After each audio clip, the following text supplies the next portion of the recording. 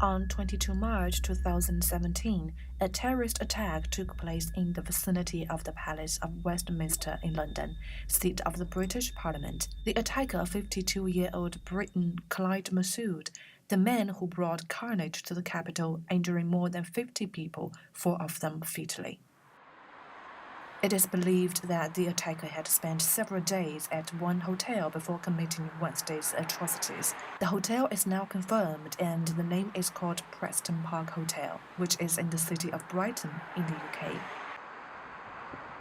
Massoud checked into the hotel on March 17, the Friday before the attack. According to local reports, police have removed the bed sheets and trouser press from the room. An employee of this hotel said the police have gone and their guests stay in the hotel tonight.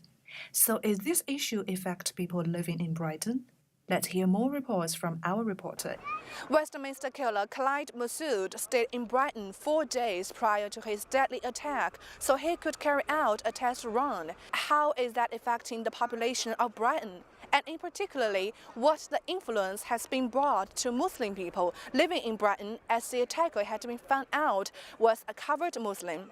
Jingjing Liu, as a student journalist, I'm here in Brighton to find out the truth and hear the answers from the local.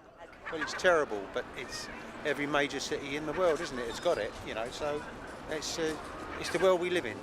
It's not too big a deal as the press makes it out to be. I mean, it's not nice, of course, but it happens all over the world. It happens in the Middle East on a weekly occurrence, so. Personally, I'm really informed about politics, everything is going on, because I really care about violence, everything is related to hate. As a Muslim people living in Brighton, let's hear some voice and experience from Muslims group.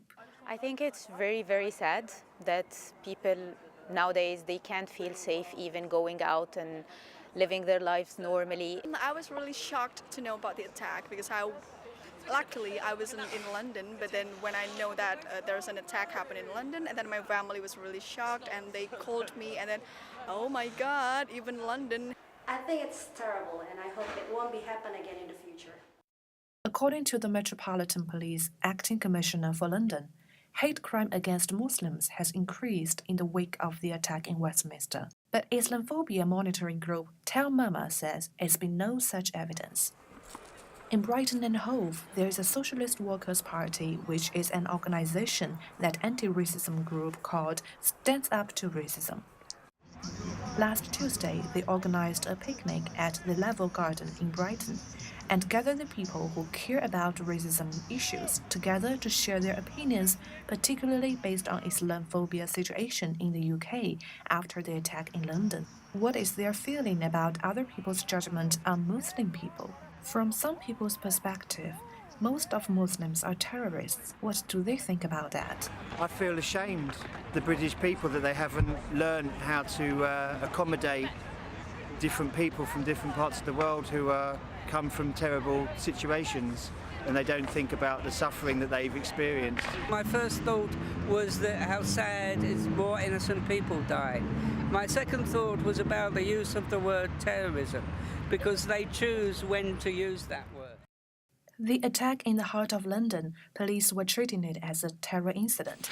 Dr. Leila Cadwell, a teaching fellow focusing on contemporary Muslim societies from University College London, she held some totally different opinions from the police. It was a mental health guy shooting off people, but the media connecting it as a terrorism issue. So do you think there is a problem in the way we take the language that media gives us? As I said, that it was somebody with mental health issue going off shooting people, and it should be seen in that way. I would say there are many ways of looking at Islam. Some people would reduce it to a set of dogma and practices and belief system, but other people will look at it in a more broader frame. I think as far as I know, one of the definitions of Islamophobia is an unreasonable fear of the religion called Islam. Prime Minister has confirmed the killer was known to the security services. They still believed that this attacker acted alone, and police have no reason to believe there are imminent further attacks on the public. But the influence that had been brought to the public and people from different religion backgrounds should not be ignored. Latest reports from Brighton News.